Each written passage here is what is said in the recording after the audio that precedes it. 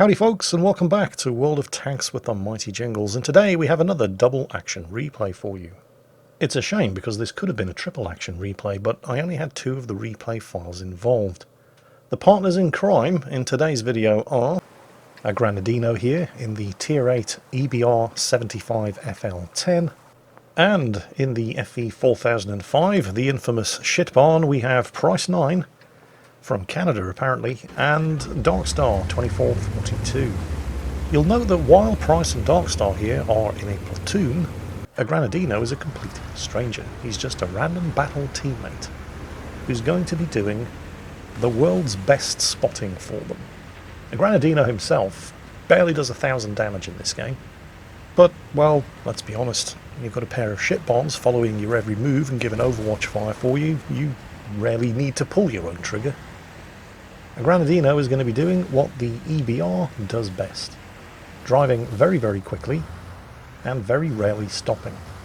Note the great communication that's going on here between a Granadino in the EBR and the 2 guys doing Overwatch in the FE4005. He's telling them where he's going to go, and they're watching for targets. Like the LTTB, who had the same idea as a Granadino. Unfortunately for the LTTB, what a Granadino has and he doesn't is a shit barn sitting up here on the ridge with a really big gun.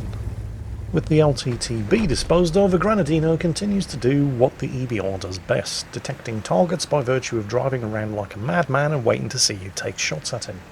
And that's when an M46 pattern pops up on the map behind him. Price is still reloading. Hold my beer, says Darkstar.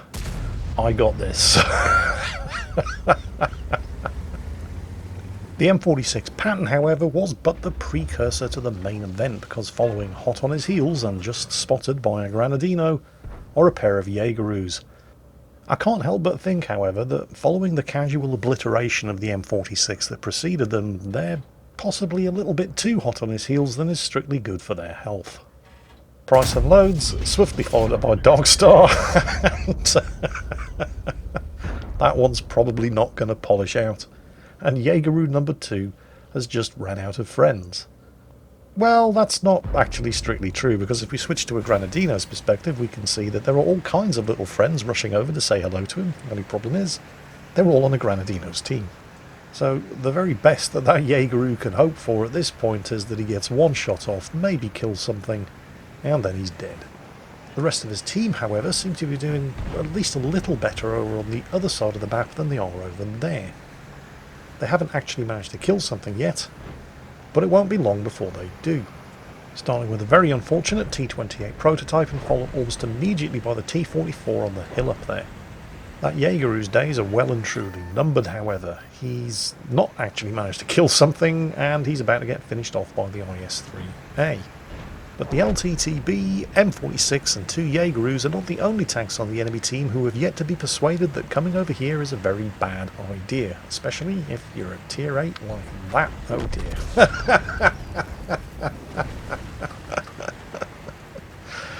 Can we see that again? It all happened so quickly. Yeah, why not? Here's Price 9. Probably getting a little frustrated. He hasn't had a chance to delete anything for at least a minute. Oh, hang on a second. What's that you've just found for us, a Granadino? Is that a Tier 8 tank destroyer? And now you see him? And now you don't. That never gets old. If you think I'm having far too much fun watching this, just remember I'm only watching it. Imagine what these... Well, you don't have to imagine. Just look at chat. Chat was very good in this battle, by the way, as you've probably noticed.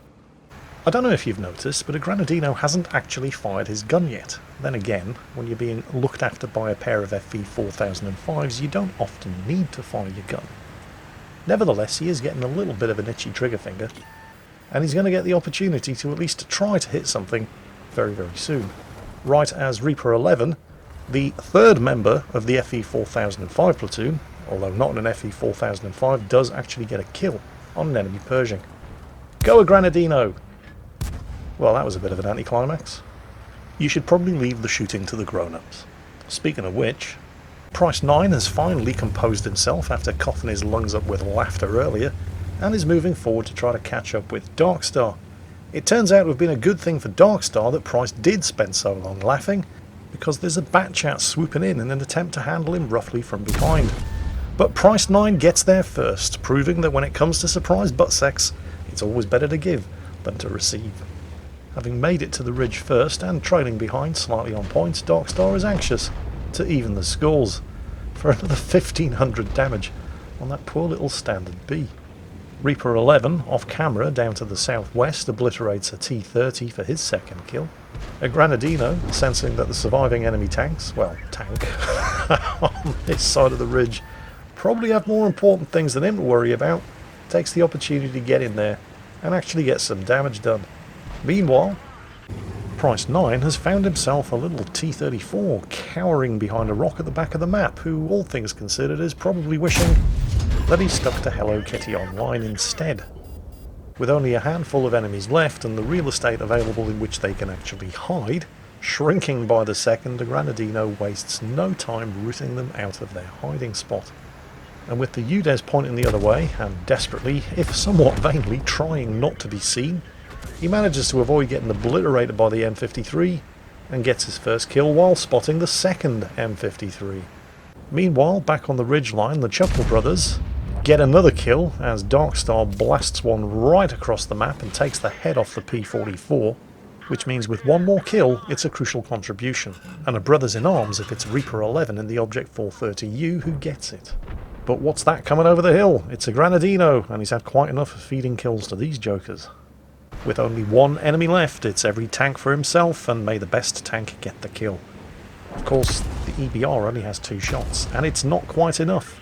The Granadino swings it around, aided by the rock, guns the engine, goes for the ram, and robbed at the last second by the IS-3A. Reaper in the Object 430U, too slow. No brothers in arms, no crucial contribution for the Chuckle brothers. As for the battle results, well, sorted by damage, it's probably not going to come a great surprise to anybody that the 2 Chuckle brothers in the FV4005s came top, with 5,000, nearly 6,000 damage for Price 9, and a solid 5,500 damage for Darkstar. Sorted by experience earned, however, it's probably equally unsurprising that the Tier 8 Panhard EBR FL1075, or whatever the hell it's called, was the clear winner, thanks almost entirely to his near-suicidal driving and the 7,500 spotting damage provided by the Chuckle brothers in the 2 shit bombs. And just for the icing on the cake, thanks in no small part due to the fact that he hardly fired his gun at all in that battle, his ammunition costs were only 2,500 credits, and he made 130,000 credits profit. So, a rather amusing game all round, I thought, and hopefully you guys think so too, because that is it for today.